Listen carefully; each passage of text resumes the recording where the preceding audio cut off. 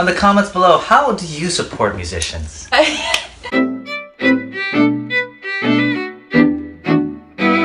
We decided to call this the modern day Miki P. So we're just here talking about random things at Michaela's office, and just no big deal, just hanging out. Now, like starting out your Monday. How's your Monday going? Yeah, how is your Monday? That's good. Same. It was like Dora. How's your Monday? Yeah? Good. I'm so excited. So, before we start anything else, I had this weird, not weird, but like an interesting, what do you call it? Text message this morning, and it's a someone, like, I don't know like what I don't know this person's number. It just texted me, and then my iPhone does a thing where it's like report as junk kind of thing. But it's a video, and I'm like, I shouldn't press this video, but I pressed the video. This is real life. I pressed the video, and then all of a sudden it was the Run With It show. Oh, and yeah? And it was like seeing Miguel and everything. That's cool. And then it slowly zoomed in to someone, and all the way in the back, it zoomed into me. Will you call me to tell me you're alright? Cause I worry about you the whole night. Don't repeat my mistakes, I won't sleep till you're safe inside. And then I was holding my phone like this, and then it paused. Like on you? Like on me, and kept zooming in. And then stopped. And I was like... Wait, it was like from a random number of someone you don't know? Yeah, this is real life. And I was like, this has to be one of my friends who's talented, but I don't know who this is. Right. Why am I freaked out right now? And I responded by saying, who this? And then, plot twist, it's Ben B.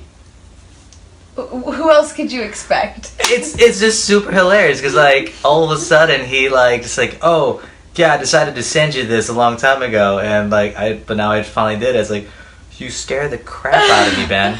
That's like the scariest Monday text. I was like, Ben, you could have sent this through Facebook. At least I know it's you. I was like, oh, I thought you had my number.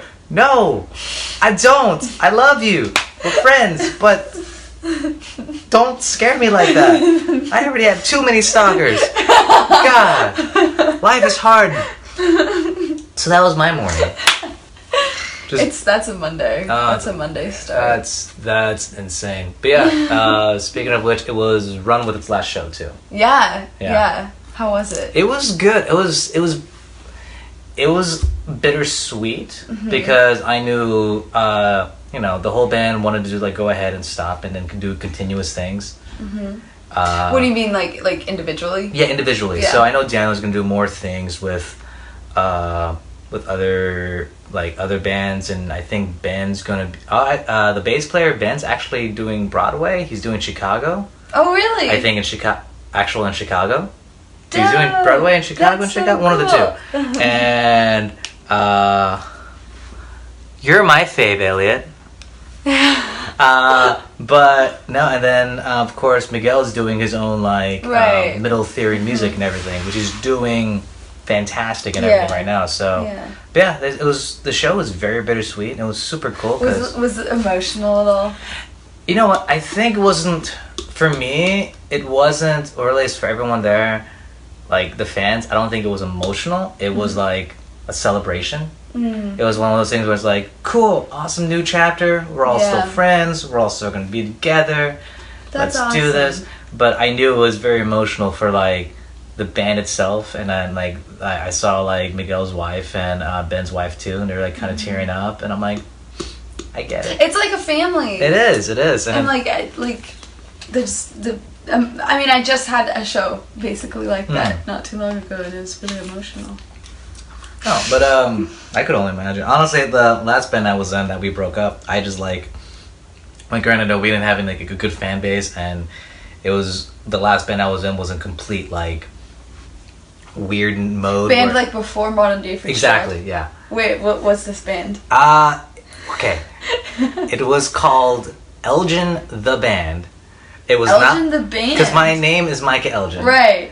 But I didn't, because so I first started it as like Elgin, as in like my, like this is going to be my alter ego, like solo thing. But then people just got on board, and all of a sudden the drummer's like, hey, I want to write my own music. Like, all right, let's do it. Like for the group. Yeah. And I was the guy who always keeps saying yes to everything. Yeah. I think we had this conversation, but it was like, Yeah. I said yes to everything, and all of a sudden, like, it just became to a point where it just got so confusing, and it just got, you know, to the point where it's like, all right, well, we just gotta probably end things because, you know, you're doing work and stuff and love life and blah blah blah. I am doing this, and I literally just texted him and said like, so should we just end this? Like a bad breakup. It was just you and someone else? It was like me, a drummer, I had a keyboard player and another guitar / bass player, and you know, it was like, I don't know, it was to the point to like I can tell like they weren't serious, and I was also depending on them to make things happen, but I should have depended on myself. Yeah. So that was one thing that I learned completely. So yeah. But what, like depending on others in a band? Comparing versus... to just depending on you, because you know things. Because you know, for example, like you are doing Miki P, you're doing, yeah, text message. Cool, thank you. No, but like for you, like you're doing Miki P, and it's your own project. And the thing about this too is that like, you know, you gotta do everything yourself at the moment. Right. You know. Yeah. Where it's like you have to focus on, all right, I need to do publishing, I gotta do this, I gotta do that, I gotta make sure. It's a lot. It is a lot. I didn't realize like going from a workload of like, okay, I have 3 other people helping me, to like being by myself was gonna be like just a constant like climb. It's a constant grind, but I don't know. For me, it's the journey of that too. So I think that makes it for sure so much better and fun. And at the same time, it's like, you know, like you're on and about. Let's say, like if you have other people doing it, you know, I know for a fact for me, it's like, but it's not my way. It's not my vision. I'm not trying to be like the selfish person, but at the same time, you kind of have to if you want your own vision to come about. Right. Yeah. So, yeah. But I don't know how we got on this topic. But overall, Run With It's show was really, really good. It was super cool too, because I remember last week we talked about community and everything. And everyone was there in the community. It was super like cool from different genres. So you have like Liam from Not a Planet came in. Noah from the UK's was there with his dad, and Run With It is like an all ages band. Like I knew them in high school, and like now I'm an adult, so like they've just like spanned so far, you know, in the community. I did the way I know Miguel, because I did my one of our very first shows with him. And it was in Warrensburg College, and what was it?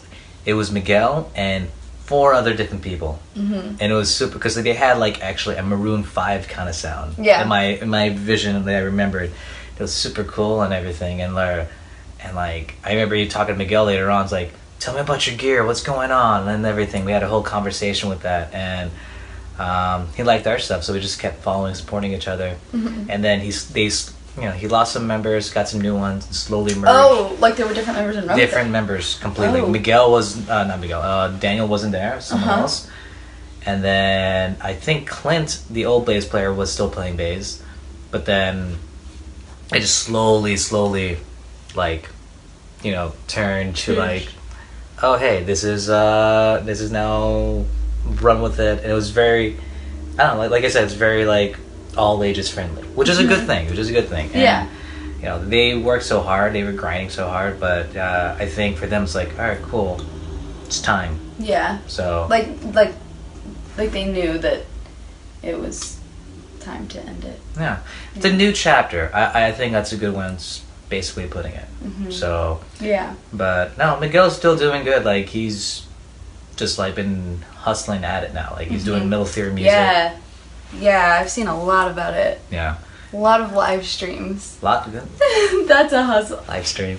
But no, like I said, live streams are pretty cool. It's like, I know. Ben McBee, we just talked about you. We were just talking about you.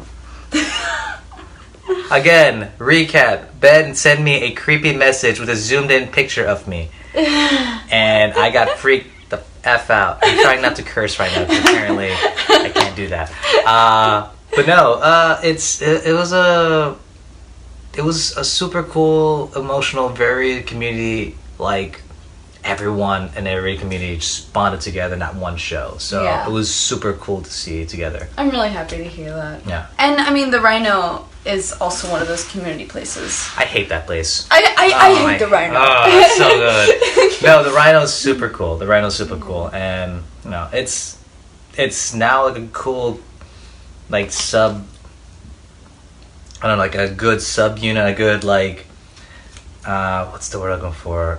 Just a good place where people just can meet together and, like, this is, like, you know, going back to the roots, and then you can slowly build up. So, right. You know, for me, it's like, play a show there, and then all of a sudden, like, I play other shows, you know, festivals to whatever and whatnot, and then I know I can come back to that, too. Right. So it's like Cheers. The show. Like Cheers. I never watched Cheers. Oh, I haven't either. I haven't either.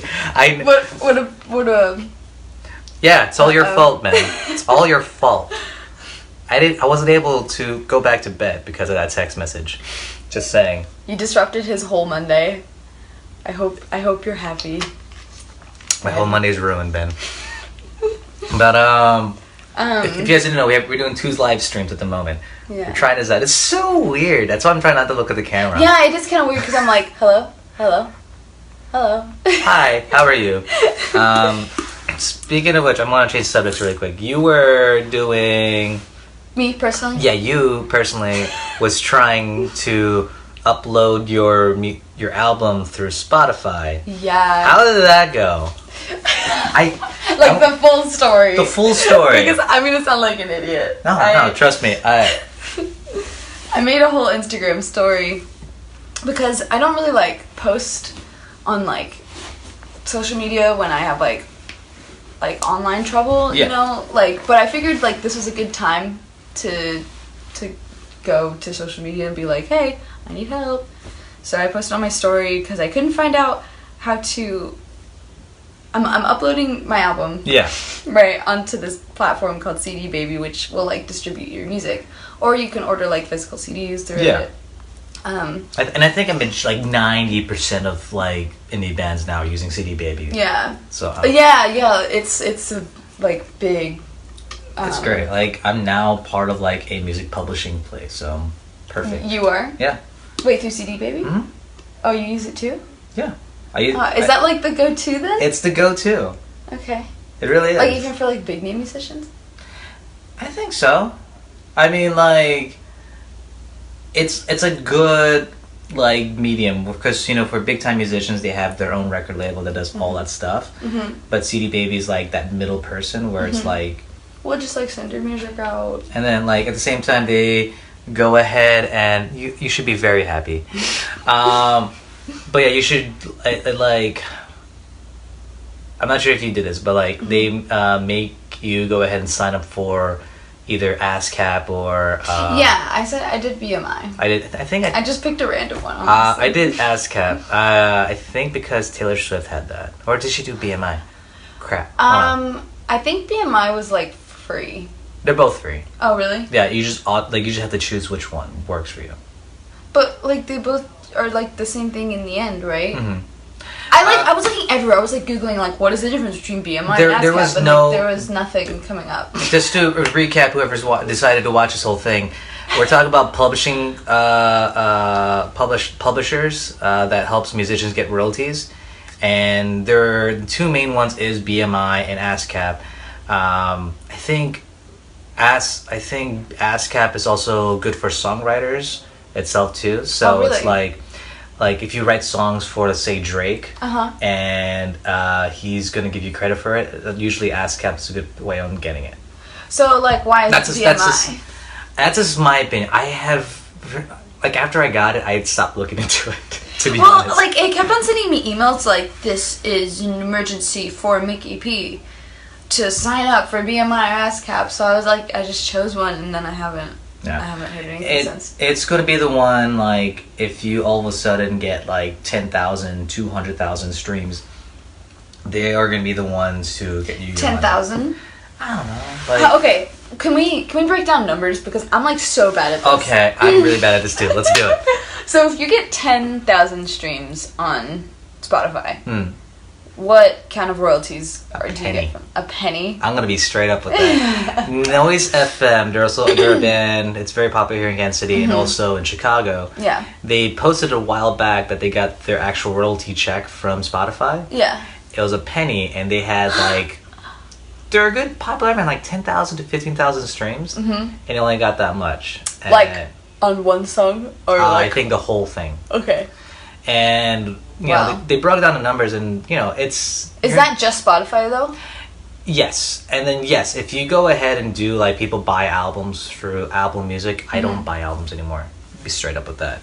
What do you just stream them? I just stream. Unless, like, I go to a show and I love, like, their stuff and I know they have vinyl, I'll buy the vinyl. I've been doing that a lot lately. Do you listen to more vinyl than anything? I still listen to streams better just because I'm always on my car. I'm always on about. I like having a vinyl because it's very nostalgic and it's very, like, it's a memorabilia of, like, that moment. You know, so for example, like, I met Zach Clark, who does stuff from, like, Jack's Mannequin and, does stuff for Jack's Mannequin and Andrew Man and Wilderness kind of thing. And I saw him, we connected, and we, like, love each other. He's like, oh, Mica, that's a crystal.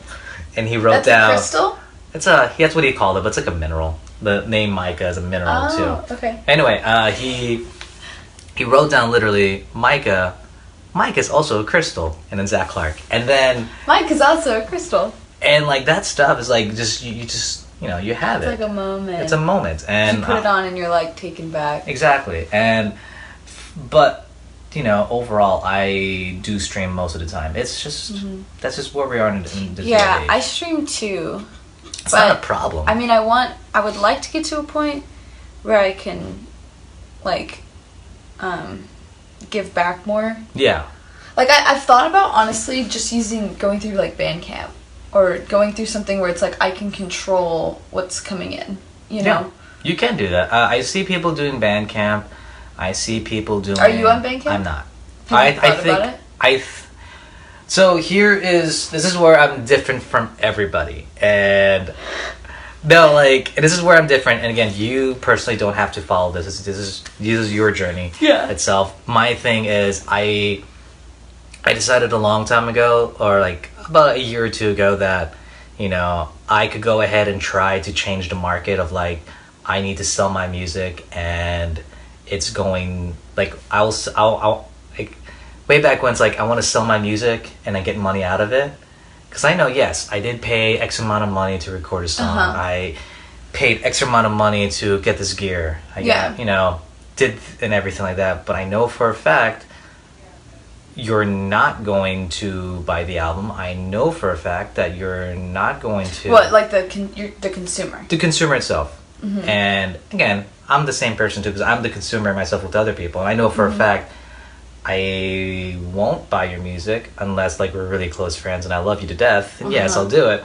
But if you're just another like band, like cool, I'll just stream you on Spotify. Oh, you're not on Spotify? I'll stream you on YouTube, and then go from there, kind of thing. So I've noticed a lot of like things where I can't change the market, so I might as well adapt to that market. And so, for example, now like so the market is streams. The market right now is. Yes, like, for example, you said you personally stream music. Yeah. Right?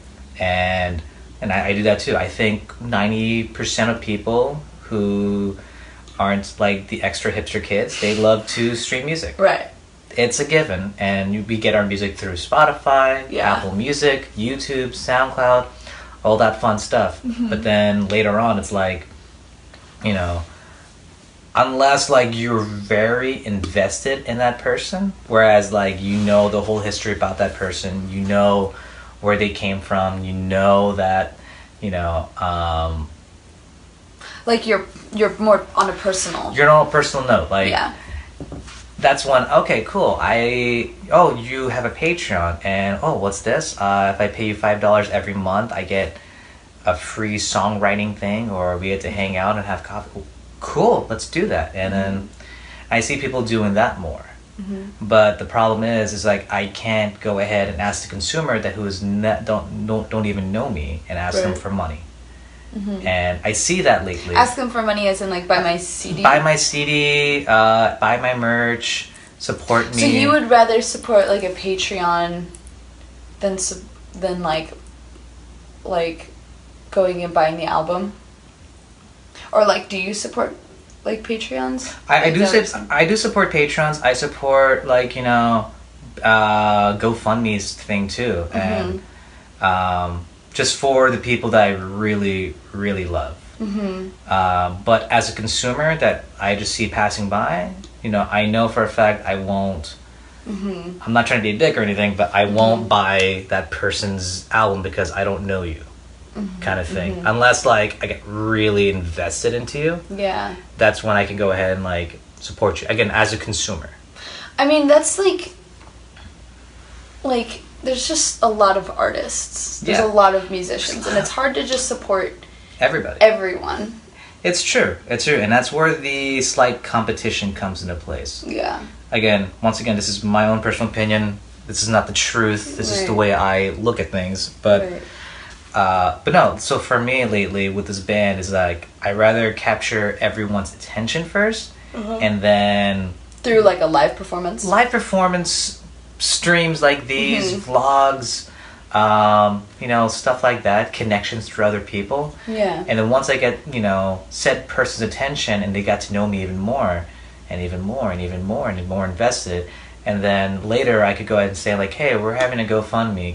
We're gonna go, we just need like $2,000 for this new album of ours. If you want to support our GoFundMe, please do. And that's, my thing is like, I rather give and then ask, kind of thing.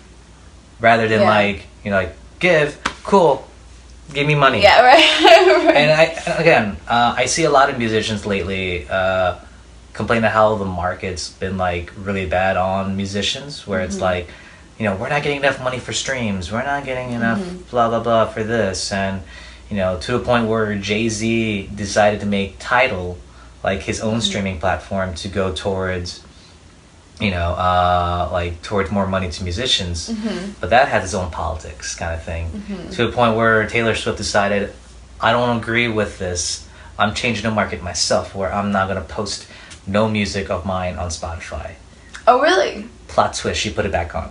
Yeah, because I was pretty sure I heard her last album on Spotify. And why? Because like there's so much exposure there, and she was missing all those numbers, and yeah, that's it. And also competition with Katy Perry because they had a beef. But that's a different story. But no, it's like little stuff like that. So yeah, what I'm trying to say with this whole little rant is that I rather focus on exposure, and then later I'll focus on like, you know, I rather focus on exposure and attention. Then later on, I want to focus on like, you know, then I can go have the right to ask you for funds or something like that. The way that my a friend of mine, she always said this too. It's like, you know, you can't just ask a total stranger. It's like, hey, can I borrow $5? It's like, I don't know who you are. But if you ask a friend, right, it's like, hey, Michaela, can I borrow $5 really quick? It's like, no problem. Boom, because you know me. Right. So that's where we're at right now. It's like, I rather give and give and give and give and give and give and then give. And then later on, I have the right to ask someone for something. Yeah, totally. So, I don't know how we just got on this whole rant. I don't know. We always do this. It's really interesting. Yeah, I know. We always do this. It's really interesting, though, because it is like a really... Like where do we... make back how much we've put into it also, you know? Yeah. I mean, obviously, like, in live performance, but that's a lot of performing. Well, this is what I've also saw too, is that, you know, a lot of musicians are still focused like the old way, not the old ways, but the classic ways on doing things, like back in the 90s to early 2000s, where it's like, oh, I'm gonna go on tour so I can make more money, I'm gonna do this, and you know, but you still have to like go on tour, but then it's like you don't even make money anymore. Yeah. So on a local level at least. Yeah. So and again, if that works for that said person, I'm not saying I'm right and you're wrong. This is because I see people, you know, in this community, they do such a great job touring. They do such a great job, you know, getting their fan base, you know, better than me, and they don't even try. And then what do you mean don't even try? Well, it's like, you know, they know they're good, and they know that, like, you know, I'll just post one thing on Facebook, and then all of a sudden, boom, I have a whole fan base. Oh, they love my song. Wait, why do you think that is, though? Like, where are they? It's, you know, there's different variables. They could either be, you know, it's a good song for that particular moment in time. That person's... It just, like, catches on the right mood, or that person is... in a materialistic point of view, that person's very good looking, so therefore I rather, you know, I'm gonna go ahead and follow you now, and or it's like, oh, this person knows that. Like, there's different variables on that one. That person's lot successful, so and so better than I. So same time, I can't. But my thing is, like, I can't use the same their formula won't work for me. And at the same time, my formula won't work for them on how to approach things to get more of a fan base or a community. Yeah, every band, every artist is unique, in how you have to market and how you have to use your music. Yeah. To reach to an audience. Yeah, and it's hard. I totally get it, but for me lately, it's that, like, I know I won't. My personal band won't succeed if I go on tour 24/7. Oh, that coffee just went through. Oh God, that was very embarrassing. But no, I know for a fact, like, my band won't, you know, succeed on a road like that. You know, I know my band won't succeed if I, you know, pump up albums all the time, because you know, again, that's just not your formula. No, exactly. Yeah. So I think it's better to have someone, like, if you follow your own way on doing it and it works for you, keep doing it and keep improving from that. Yeah. Now, if you keep doing the same thing over and over and over and expecting the same results, or expecting different results, like releasing an album every year, or like releasing an album every year, to like, oh, I'm gonna go on a show every year, or I'm gonna go do tours all the time. I'm gonna do tours, to releasing music and then expecting, like, more things to come out of that. But, like, you know, but if it's still going to be the same results all the time, you may need to step it up a notch even more. I see. Yeah. So just aim for like still go on tour, but do like different shows, or do different shows, do maybe even more content kind of thing. And because remember, we live in a 21st century where content is important. Well, content's important. Live streaming is super great because you get more exposure from that. Yeah. But at the same time, it's like, how are you engaging with your audience? Because, you know, the audience, when they're at shows, they're always on their phones. Right. Like, how do you get people to be in the moment with you? So here's the thing. This is what I found out too, is that Jack White did a thing at his last show where he got everyone's cell phones to put in a plastic bag. Oh my gosh, yeah, how? How did that, like, actually work? Like, did you walk in and then they take your cell phones?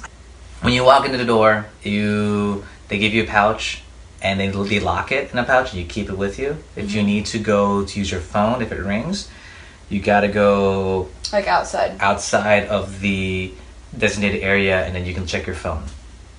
Like in a pouch that you could open? That they open for you.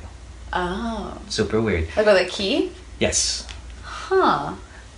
So that's where that is, but at the same time... That's so interesting. That he got an entire building full of people. The thing about that, though, that, like, my understanding, that concert, they could have sold more if they didn't do that. So when they sold the tickets, it said, like, but no cell phones. When he sold the tickets, it also, like, it said no cell phones, but also even when you, like, the way he was publicizing his tours, like, we don't do cell phones in this particular tour. And so he lost ticket sales because of that? I think he did, yes. But he's still Jack White. He's still Jack White. Definitely sold tickets. That's the thing, because like people respect his art and know that they invested in him since like 1990s. Right, kind of thing. Right.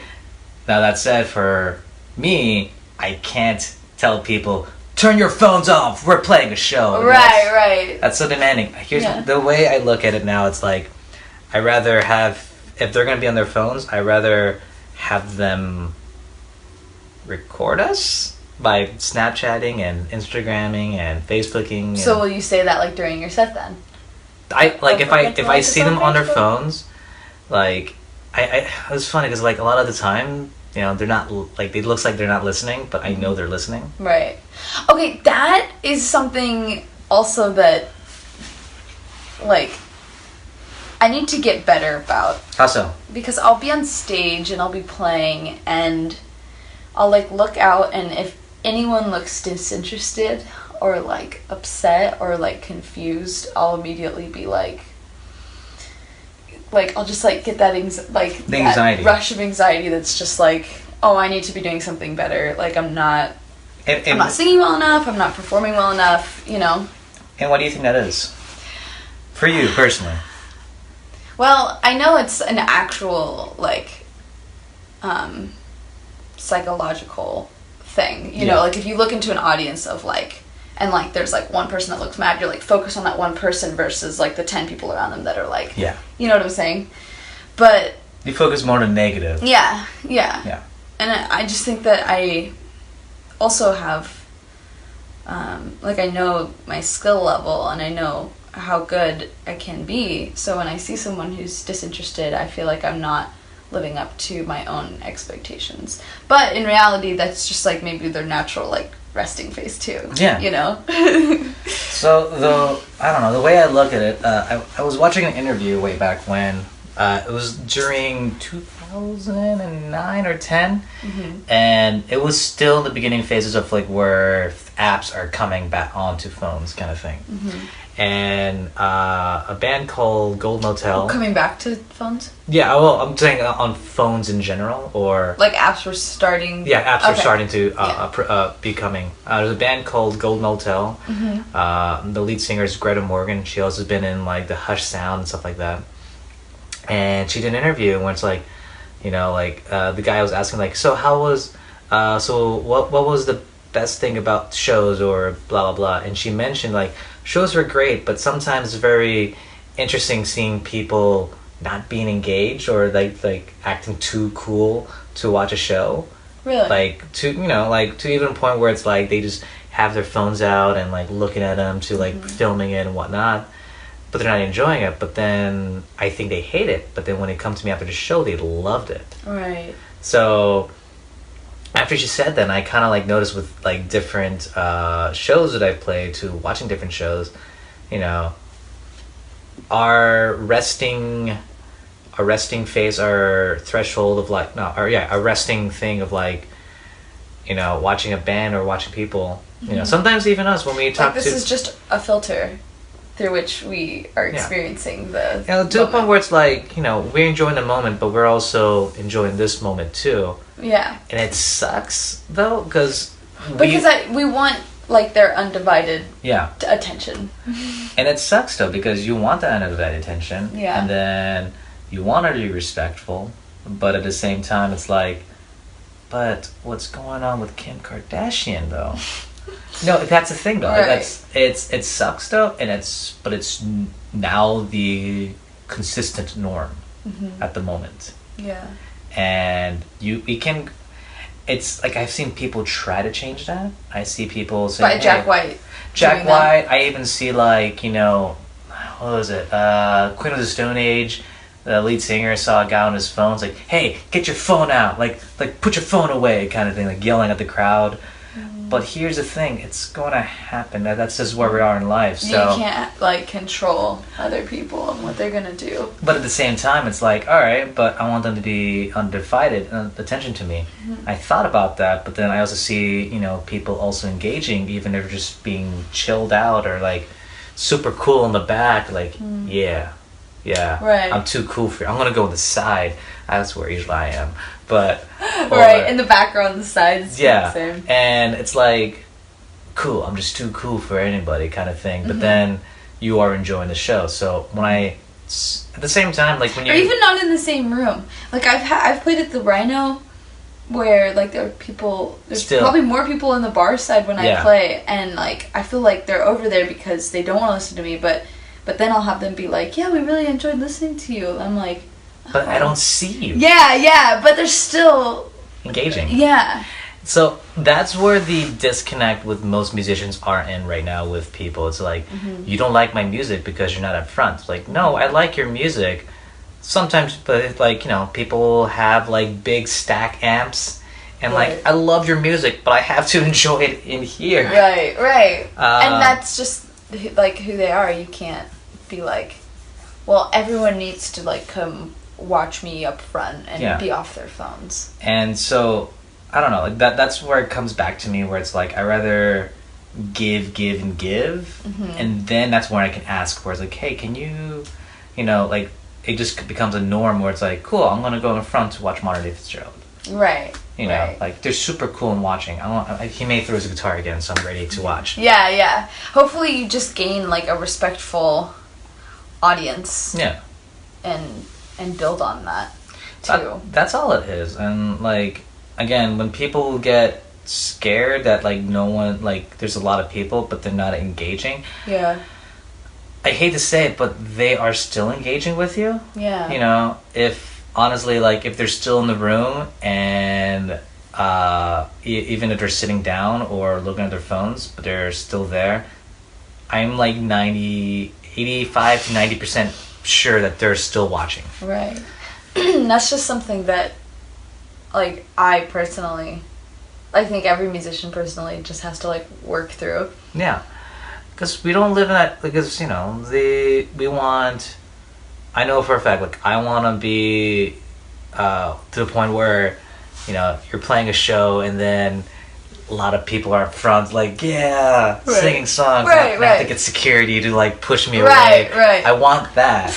I know that, but I have to, you know, for me, it's like I have to go ahead and, like, get that acceptance from the consumer first before I'm able to have that kind of approach. Right. So, even if someone has 10,000 fans and their fans are still looking at their phones and in the back, you have, you know,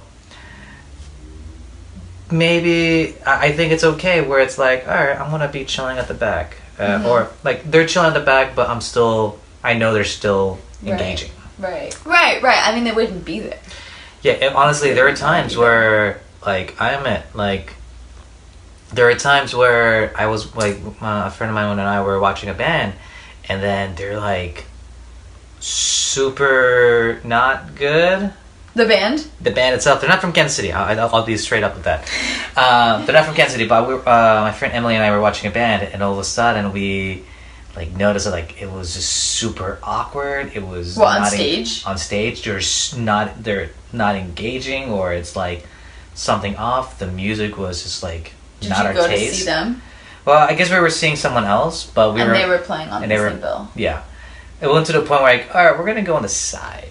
We're gonna go outside. Really? Yeah. And that's when, like, so that's when you make the decision to whether you're gonna engage or not, and you decide not to. If they're still in the same room, because they paid money to get in, they could leave whenever they want. So again, I'm an optimist, so I think about stuff like that. Right. So, for example, if someone is at your show, and then all of a sudden it's like, no one's engaging.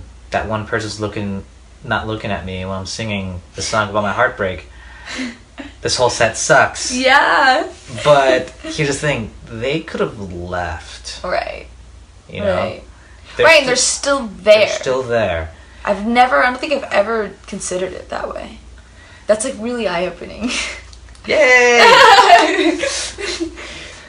I've just considered it like, okay, well, they're on their phones, so they're disinterested, but they could easily walk out of the room. Yeah, if they that could. were the case. Yeah, and here's the thing: I have done that with some bands before, where it's like, cool, I like you, but I'm gonna go outside and wait for the other band to play.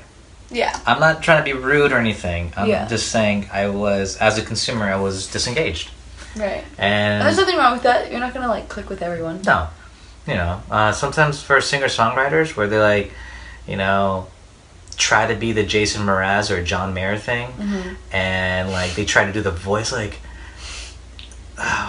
like Can you? I got like John Mayer voice like, daughters be good to your like.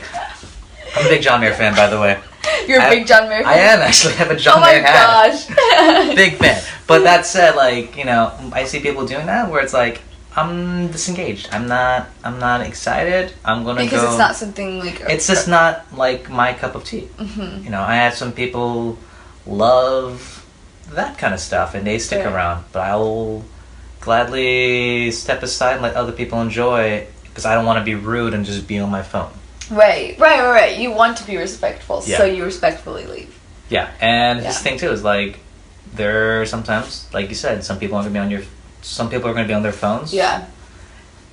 It's some people will be in a conversation. Some people will just straight up look upset. Yeah. But they're still there. Part of that atmosphere, and they're still engaging in some way. Yeah, they paid money to get in. Yeah. They got on someone's list to get in. Right. They snuck in to watch you. Yeah, think about that. People sometimes are trying so hard to get on a list to watch you. Right. Or people decided, like, I'm going to sneak into this venue. And not yet. I mean, I don't think I'm... Well, like, you know, there are times where people actually do that. Yeah. Just, you know. Right. It's funny, because, like, that brick show we did, I think some people snuck in.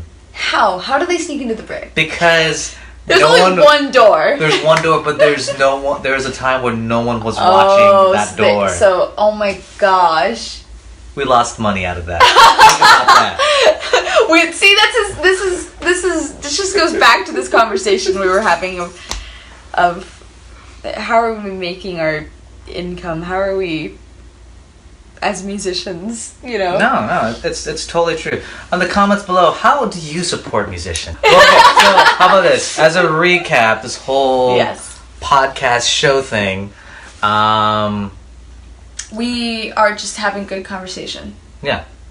And getting together on Mondays to start our week, basically. Yeah. And, like, it's funny, because, like, we talked about, and again, this is the whole conclusion before I end you. I'm ending all of you. No, the conclusion is that, you know, consumers or things have changed. Again, this is my personal opinion. Industry. Yeah, this is my personal opinion. Please disagree with me if you want. But it's like, I feel like things are changing. Things have changed. Thank you. Things have changed. And I believe that some musicians are still stuck in the old ways where they're focusing on, like, sometimes you're a full-time musician and you have to get money. I get it. But, you know, sometimes the way the market is, you're not going to get money the same way as back in 2004. Right. It sucks. Like, we have to, as musicians, think of like new inventive ways. We gotta adapt. We can't just like say like try to change the market like Jay-Z did. It's like, I'm going to start my own streaming service. Yeah, because not every local musician can start Tidal. I can't. I'm not Jay-Z. I wish. I was gonna say I wish I was Kanye, but I don't think anymore I do. No. I used to be a big Kanye fan, honestly. I still am. It's just I gotta be quiet about it. No, at the same time too, I feel like things. Again, to conclude everything, I think things have changed also when it comes to consuming music or even going to shows. So even like the listener's side. Yeah, things have changed. Where it's like, when you mention where it's like, I feel like no one's listening to me and they're just like in a live setting. In a live setting. Mm-hmm. But like I said, they are probably still engaged. They just, we live that time of age where this is engaging. Right, sadly. Right. As opposed to like this. This is human interaction, kind of. Yeah, through screen. Through screens. If you didn't know, we have like 2 screens. Nope. Can I do this? We have like 2 screens going at once. So it's insane. But all right. Well, to conclude, that concludes everything. So this is our show. I think we're gonna do this weekly. Yeah, we should. Yeah. Maybe we'll have more like particular segments. I think we try to do segments, but we just ramble. We just got on tangents, which I think is okay to have tangents. Yeah, that's fine. Because I feel like I learned something. I feel like you learned something. Yeah, it's definitely like interesting to have conversations with other musicians. Yeah, but if you're watching this, thank you for watching us. We'll share this. If you're driving, you should just turn over the phone and just don't listen. Don't watch your eyes on the road. But listen to us though. Yeah.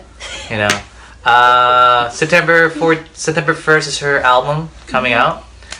September 14th is also her Miki P album release show with 7 female artists opening up for her. So it'll be pretty dope at the Rhino in Kansas City. Yeah. And go follow Martin Fitzgerald. Don't do that. Oh, but do.